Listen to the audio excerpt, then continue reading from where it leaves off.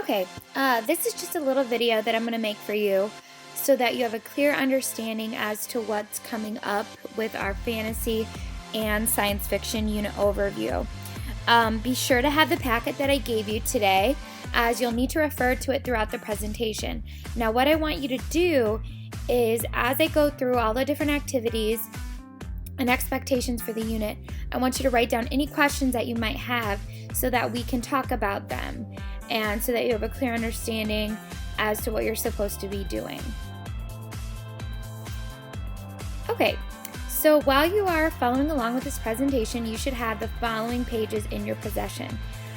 Just a reminder that as we go through each portion of the overview, on the dotted line next to each part we review, please initial, showing that you understand the expectations and guidelines presented. If you do not understand, like I stated before, write those questions down on your paper to ask in class on Wednesday. So here's what you should have. This is your unit overview. Yours looks a little different. I think I chose some different fonts for the top or something like that. So you can see those little dotted lines next to each one of the activities where you need to put your initials. We have 3 connection journals that you're going to turn in throughout the course of this unit.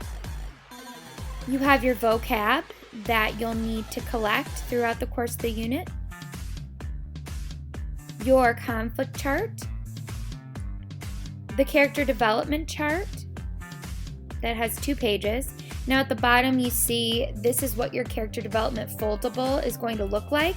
We will be putting this together in class because it can be quite difficult. All you need to worry about right now is the chart. And then finally, this daunting paper just explains what needs to go into each section of the character foldable. All right. So now let's talk about the specifics. Here, this piece of paper just sort of outlines everything that we're going to be working on. It explains to you that you have to be reading a fantasy or science fiction book throughout the course of this unit. I would like to see you read 2, but obviously you're more than welcome to read more than that. Now, tomorrow in class, we'll be learning more about connections. Each day, we're going to kind of take a different focus, and we will be talking about it in class before you actually show what you know with the ongoing activities. We'll be reading aloud a variety of short fantasy and science fiction texts that you'll have different activities to do, some of which will begin this week on Wednesday. Now, with the vocabulary, this is the connection journal. Oops. Okay, so for the connection journal, this is a 4-part assignment. You need to put the passage from the text in this little section right here. You need to explain, never mind, I'm sorry. You have to put the connection right here. So you have to explain to me the connection here. And then in the explanation, it says in at least 3 complete sentences, explain why you made this particular connection based on the passage you've selected.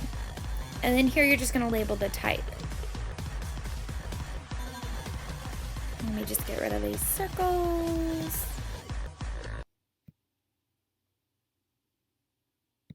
And I just talked about that. All right, vocab. Now, we've had difficulty with vocab this year. It seems that you guys are getting a little lazy with your sentences. Remember that with each word, you have to put the word, then put a symbol that would describe the word. You need to put your definition in your own words. Some of you are writing down definitions that I don't even think you understand. Some of them I don't even understand. So make sure you're putting it into your own words. And then the authentic sentence is where you're going to be using the using the word in a sentence to show that you understand the meaning. Okay, for the unit project, what we're going to be doing is we are going to be taking a close look at conflict. And there are 4 types of conflict. We're going to be looking at some movie clips, actually, next week to discuss the 4 types of conflict. You need to find 3 types of conflict in your one fantasy sci-fi book. So this could be difficult. Either way, you're going to be keeping track of the conflicts on this conflict chart. So you have a calendar that is up on my webpage. It takes you, the link on my webpage takes you directly to the calendar, and it gives you clear due dates. I will be reminding you in class, and the upcoming due dates that are right around the corner will be on the daily agenda. However, if you are the type that likes to work ahead, you can check out that long-term calendar and get everything done out of the way if you know you have a big weekend coming up or something like that.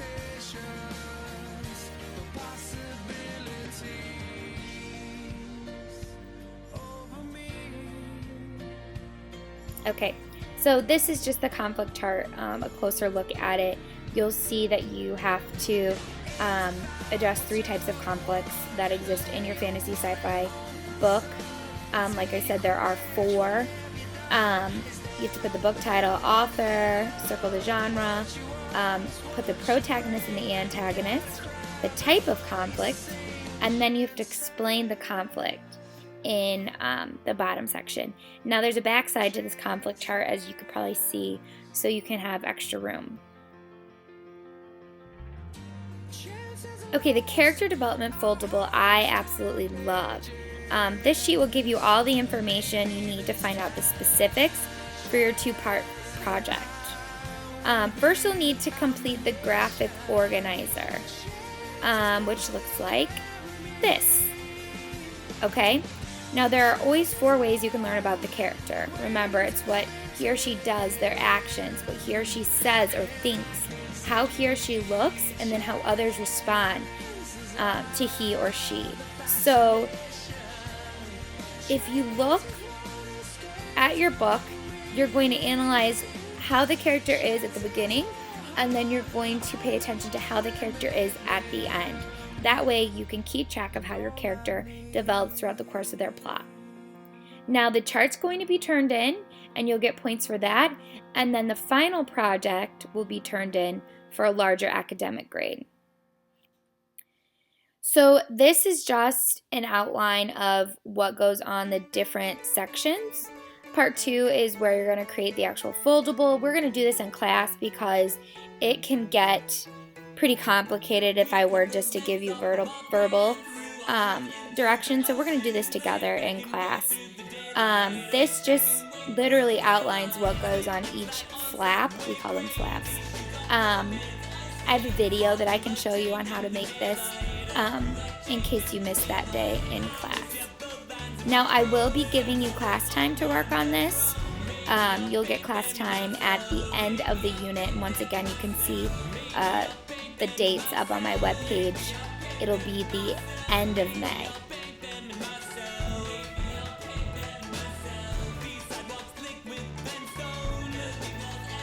Alright, it says, should you ever have questions on any of these items, always refer back to your packet of fun that we like to call them, or even this video for the information first, then you can come to me.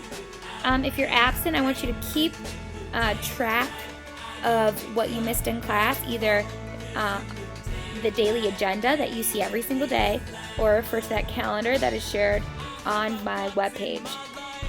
The calendar should be your guide with all the due dates that it entails.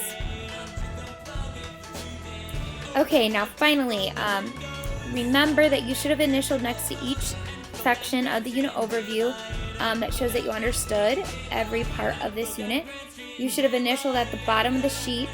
You don't have the calendar printed out. I decided to save paper, so you don't have to worry about initialing at the bottom of your calendar. I believe it's just at the bottom of the overview sheet on the back side. Now what I want you to do is I want you to put a star and a smiley face next to your name at the top of the overview, because that is going to show me that you watched this video. Okay, now put this in a safe spot and I will be checking them out tomorrow. Thanks.